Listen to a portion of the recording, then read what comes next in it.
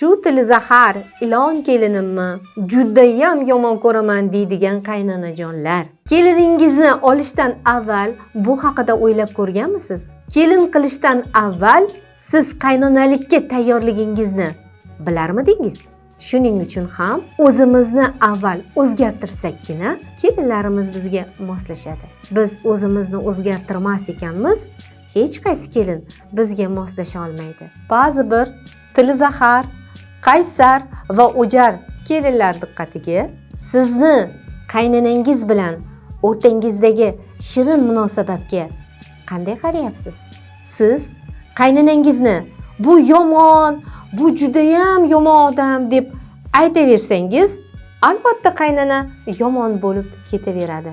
Siz nimaga e'tiborni qaratsangiz, o'sha narsa sizga tortilib kelaveradi.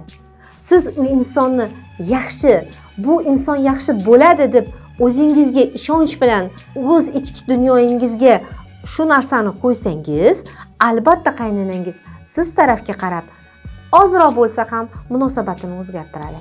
Munosabat bir-birini tushunishdan kelib chiqadi. Siz yaxshi munosabat qurmoqchimisiz? Demak, qaynanangiz bilan yaxshi munosabatga kirishga harakat qiling.